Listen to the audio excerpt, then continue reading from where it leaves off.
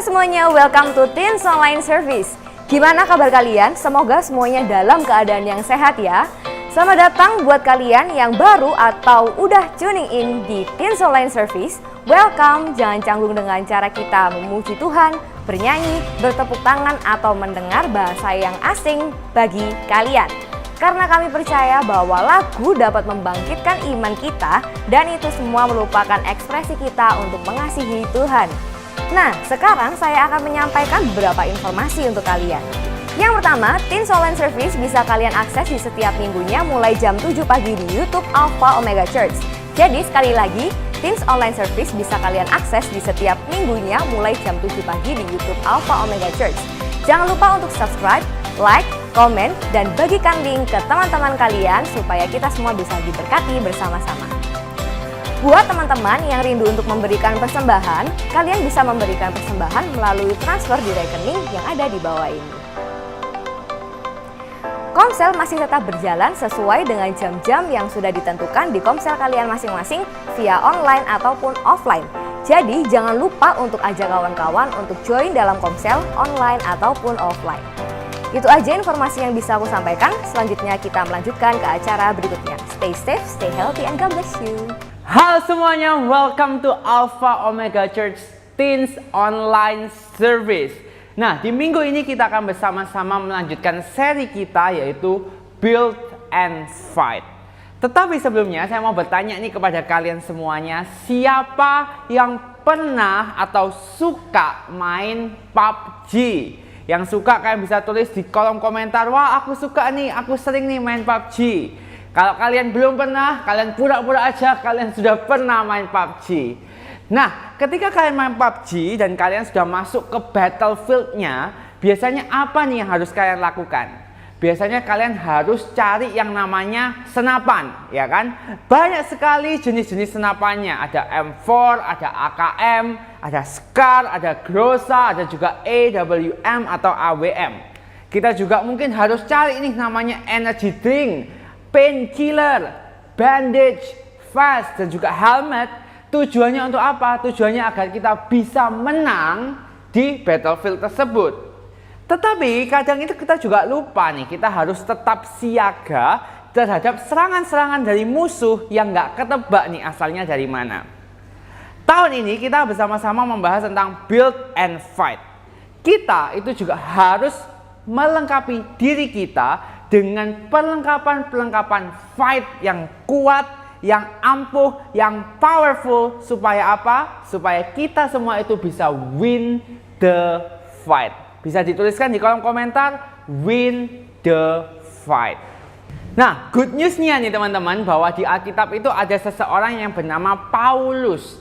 Dia adalah seorang rasul dan dia itu pernah nulis ke orang-orang Efesus tentang perlengkapan rohani. Nah, dia menggambarkan bahwa perlengkapan rohani itu sama halnya dengan perlengkapan perang atau perlengkapan orang-orang yang mau perang, mau really fight, dan memang hidup kita itu ada perjuangannya, benar ya? Oleh karena itu, untuk kita bisa hidup rohani dengan baik, kita harus punya perlengkapan perang yang bagus.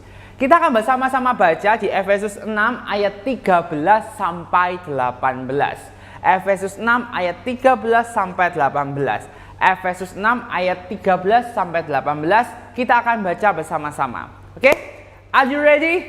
2, 3. Sebab itu, ambillah seluruh perlengkapan senjata Allah, supaya kamu dapat mengadakan perlawanan pada hari yang jahat itu dan tetap berdiri sesudah kamu menyelesaikan segala sesuatu.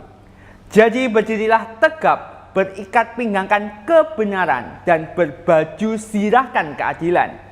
Kakimu berkasutkan kerelaan untuk memberitakan Injil damai sejahtera. Dalam segala keadaan pergunakanlah perisai iman, sebab dengan perisai itu kamu akan dapat memadamkan semua panah api dari si jahat. Dan terimalah ketopong keselamatan dan pedang roh, yaitu firman Allah, dalam segala doa dan permohonan. Berdoalah di setiap waktu, di dalam roh, dan berjaga-jagalah di dalam doamu itu dengan permohonan yang tak putus-putusnya untuk segala orang kudus. Nah teman-teman, kalau kita lihat di ayat ini, ada beberapa contoh perlengkapan perang dan itu symbolize something, ya kan? Kalau di sini kita bisa lihat ikat pinggang itu ngomongin masalah kebenaran. Oke? Lalu yang kedua ada namanya baju zirah nih. Baju zirah ini ngomongin masalah keadilan. Berikutnya yang ketiga tentang kasut. Kasut ini ngomongin tentang kerelaan untuk memberitakan Injil damai sejahtera. Yang keempat tentang perisai, it talks about faith. Itu ngomongin masalah iman untuk memadamkan semua panah api dari si jahat. Yang kelima adalah ketopong, itu ngomongin masalah keselamatan. Dan yang terakhir adalah perisai, itu ngomongin masalah firman Allah dalam segala doa dan juga permohonan. Oke, kalau misalkan kita mau menang, if you want to win, you have to wear the equipment. Kalau kita mau menang, kita tentunya harus menggunakan perlengkapan perang. Oke, kita akan bersama-sama bahas satu persatu. Oke, yang pertama adalah tentang ikat pinggang atau bahasa lainnya adalah sabuk. Apa sih gunanya sabuk? Biasanya nih kalau kita pakai celana, ya kan, celananya agak kedodoran, biar nggak melorot, itu kita pakai sabuk, oke ya. So, sabuk itu akan membantu kita untuk keeps you tight. Tulis sama-sama, keeps you tight. Misal nih, kita mau perang, ya kan, terus celana kita ini kedodoran, nggak ada sabuknya, ya kan, gombor-gombor gitu. Tentunya kita mau perang kan jadi nggak fokus, bener ya. Kalau misalkan nih ya, senjata kita itu ternyata lepas dari pinggang kita karena nggak disabuin, tentunya kita juga nggak bisa perang. Oleh karena itu ikat pinggang atau sabuk ini menjadi hal yang penting to keep you tight. Kalau misalkan nih kita ilustrasikan di game PUBG nih. Di PUBG itu kan ada vest atau rompinya, ya kan? Lalu ada klik atau penguncinya juga nih.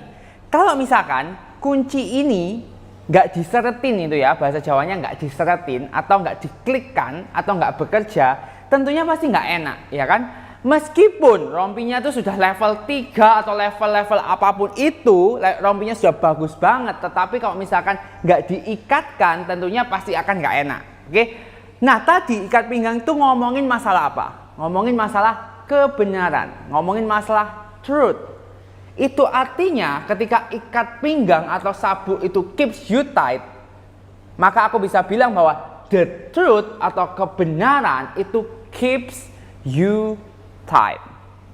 Contohnya nih ya, waktu misalnya nih ada teman-teman kamu yang ngejek kayak gini, katanya kamu tuh percaya sama Tuhan, tapi masa ada corona, ya kan? Apalagi kamu tuh pernah juga kena COVID. Nah, gimana kita harus menanggapi hal tersebut? Ketika kita tahu kebenarannya, kita tahu tentang kebaikan Tuhan yang sesungguhnya, maka iman kita itu akan tetap tight dan juga strong meskipun menghadapi banyak omongan-omongan di luar, ya kan? Mungkin juga ada teman-teman yang mock kamu waktu pelayanan. Ngapain sih kamu tuh pelayanan? Kok nggak kamu ngakuin yang lain aja? Kalau pelayanan itu kan kamu buang-buang waktu, ya kan?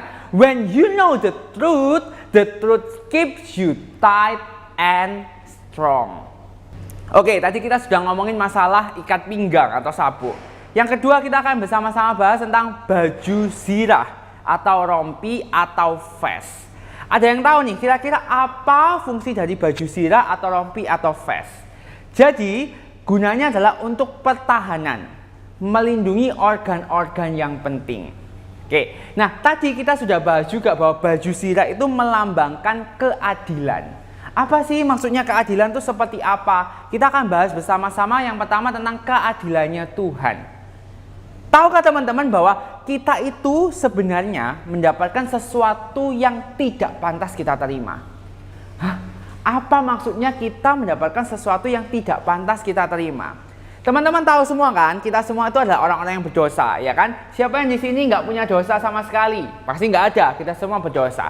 Nah, karena Tuhan itu adil, maka seharusnya ketika ada orang yang berdosa, itu harusnya dihukum. Oke, tetapi teman-teman, ini adalah fakta yang paling keren banget bahwa kita meskipun berdosa itu kita nggak dihukum loh. Berarti Tuhan nggak adil dong? Nggak, Tuhan itu tetaplah Tuhan yang adil. Kenapa?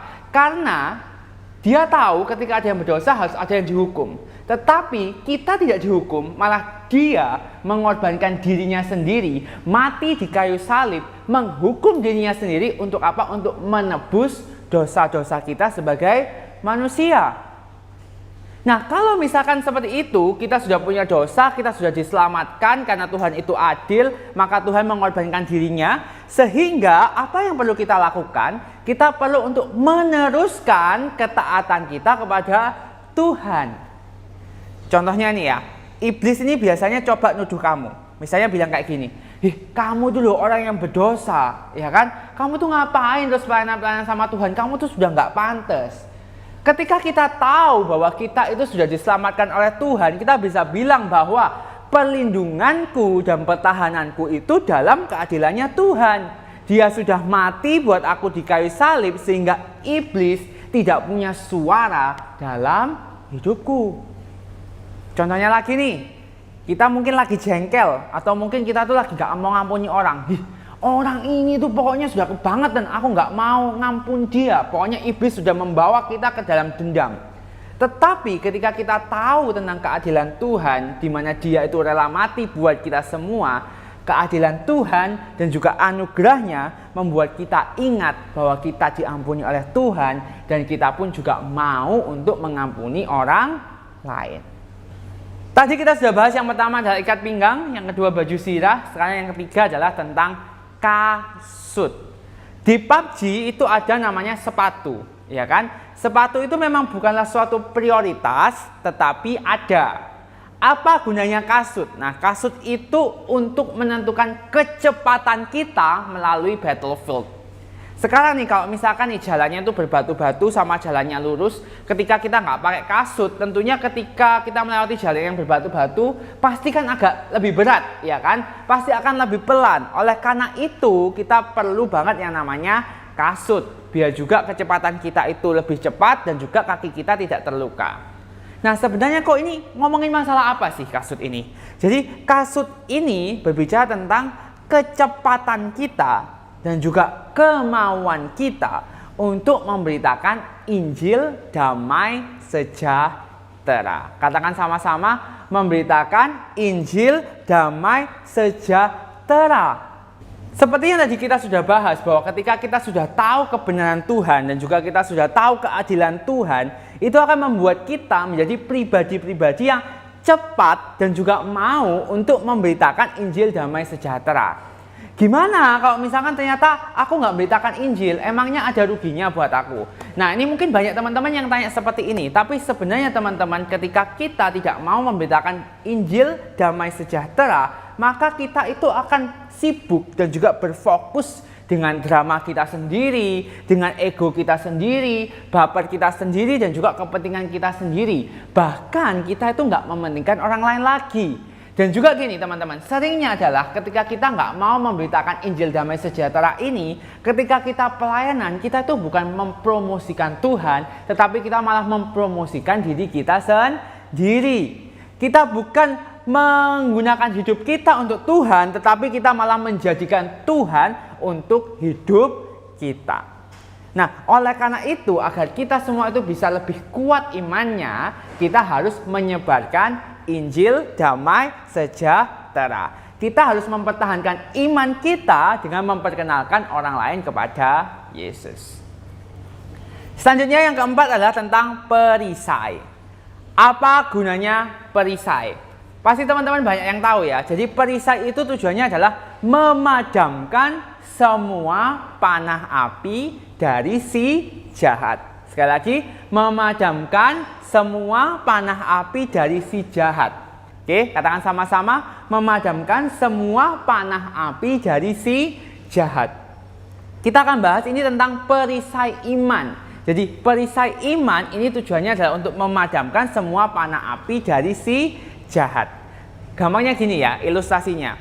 Kalau misalkan ada orang tarung, biasanya satu tuh pegang senjata, satu tuh pegang perisai, ya kan? Ketika ada serangan musuh, ada panah-panah dari musuh, perisai ini yang gunanya atau fungsinya untuk memadamkan, untuk turn down semua panah-panah musuh. Benar kan? Nah, sama halnya dengan iman nih. Karunia iman kita di dalam Yesus itu yang menahan panah musuh dan juga menghentikan api musuh. Kadang itu ya teman-teman ya, panah api itu datangnya dari diri kita sendiri. Contohnya ini, lust, anger, ya kan? Iblis itu ingin menjatuhkan anak-anaknya Tuhan, pelayan-pelayannya Tuhan, orang-orang yang berbuah bagi Tuhan. Tetapi, ini perhatikan, kekuatan iman di dalam Yesus yang membuat kita kuat, terlindungi dari serangan, mampu menghadapi dan juga tidak terluka dari serangan musuh.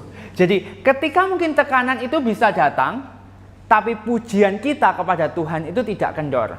Pelayanan kita kepada Tuhan itu juga tidak kendor. Semangat kita kepada Tuhan juga tidak kendor. Dan malah hidup kita itu bisa menjadi kesaksian kemuliaan Tuhan. Berikutnya adalah ketopong atau helmet. Ini berbicara tentang keselamatan. Ini ngomongin masalah helmet of war. Kadang kita tuh sudah pakai perisai untuk melindungi diri kita. Ternyata musuh itu masih bisa aja nyerang kepalanya kita, ya kan? Kalau misalkan kita nggak pakai helm nih, kepala kita otomatis akan terserang dan juga kita akan kalah. Oleh karena itu selain kita punya perisai, kita juga perlu yang namanya helm. Oke? Nah, helm ini ngomongin masalah apa sih sebenarnya? Jadi tadi kalau perisai ngomongin masalah iman kita di dalam Yesus, tetapi kalau helm ini bilang bahwa iman itu sangat perlu, tetapi nggak cukup. Tetapi kita juga harus perlu yang namanya pemahaman terhadap iman kita. Kita perlu pengertian terhadap iman kita, khususnya tentang keselamatan di dalam Yesus. Nah, tadi kita sudah bahas bahwa iman itu sebenarnya penting banget kan buat hidup kita. Tetapi juga kita jangan lupa bahwa pemahaman kita tentang keselamatan di dalam Yesus itu juga harus kuat. Tuhan yang maha hadir buat kita itu adalah keselamatan hidup kita.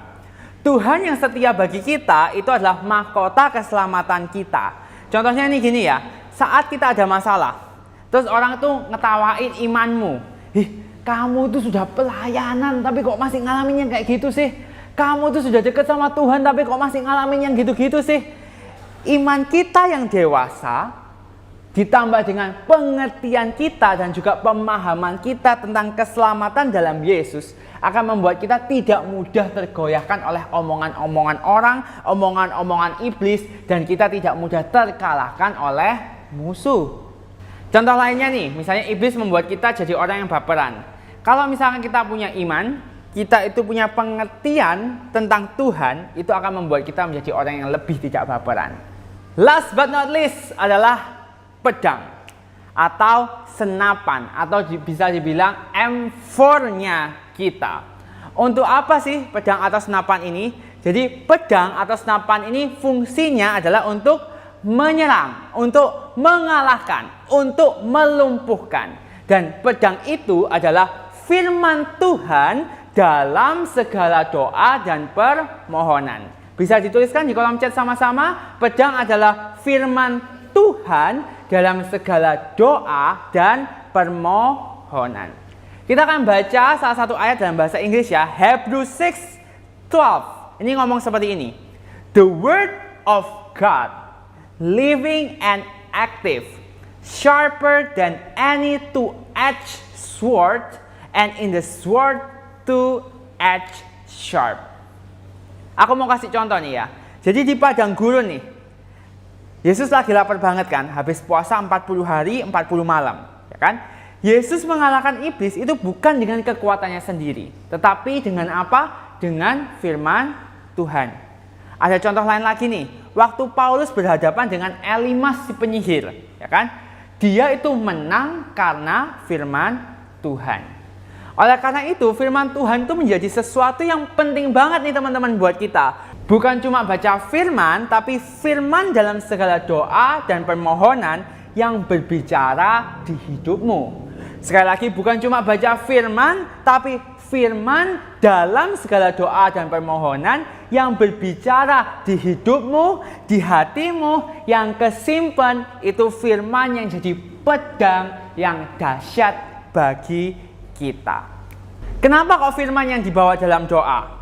Karena doa atau prayer itulah yang ngelingkan the believer with the strength of God.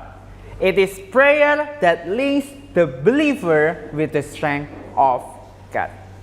Sebagai konklusi, if you want to win, what should you do? You have to wear the equipment. Prajurit perang kalau misalkan mau menang, maka harus wear the equipment. Firefighter kalau mau menang over fire, maka harus wear the equipment. Anak Tuhan kalau mau menang tentang peperangan rohani, maka juga harus wear the equipment. Equipment apa aja nih ya? Yang pertama adalah ikat pinggang, talks about the truth atau kebenaran. Yang kedua, baju sirah, ngomongin masalah keadilan. Yang ketiga, kasut, ngomongin masalah kerelaan untuk memberitakan Injil damai sejahtera. Yang keempat, perisai, ngomongin masalah iman untuk memadamkan semua panah api dari si jahat. Yang kelima, tentang ketopong, talks about keselamatan. Dan yang terakhir, pedang, berbicara tentang firman Allah dalam segala doa dan permohonan. Sekali lagi, jangan lupa buat teman-teman untuk tetap menggunakan peralatan-peralatan rohani kita. Oke, mari bersama-sama kita tundukkan kepala, kita berdoa. Tuhan Yesus, kami bersyukur Tuhan kalau kami punya Tuhan yang ajaib, Tuhan yang dahsyat, Tuhan yang agung bagi setiap kehidupan kami Tuhan. Tuhan, hari ini kami tahu Tuhan bahwa ketika kami mengikut Engkau bukan berarti masalah itu nggak ada, bukan berarti tantangan kehidupan itu nggak ada, tetapi kami percaya Tuhan bahwa Engkau adalah Tuhan yang mau untuk berjalan bersama-sama dengan kami dalam setiap musim hidup kami Tuhan. Kami tahu Tuhan bahwa mungkin peperangan rohani terjadi bagi hidup kami Tuhan, tapi kami bersyukur Tuhan Engkau merimain kami Tuhan kalau kami diminta untuk menggunakan segala peralatan-peralatan rohani kami Tuhan untuk perang Tuhan dan memenangkan peperangan tersebut ya Tuhan Yesus. Biar Tuhan kami tahu Engkau akan mampukan setiap kami Tuhan untuk menggunakan peralatan-peralatan itu Tuhan. Mungkin kami sendiri merasa kami nggak mampu, kami kok nggak punya ya Tuhan, tapi kami percaya Tuhan dengan anugerah-Mu, dengan kuasa-Mu, Engkau akan memberikan api itu bagi kami Tuhan. Engkau akan memberikan peralatan-peralatan rohani itu bagi kami Tuhan. Kiranya Tuhan Engkau berkati dalam setiap pekerjaan kami Tuhan, setiap sekolah kami Tuhan, Engkau berkati dalam setiap cita-cita kami apapun itu Tuhan. Biar apa yang kami lakukan Tuhan semuanya berhasil dan kami bisa memuliakan nama-Mu. Terima kasih Tuhan Yesus, di dalam nama Tuhan Yesus Kristus. Haleluya, amin. See you and God bless you.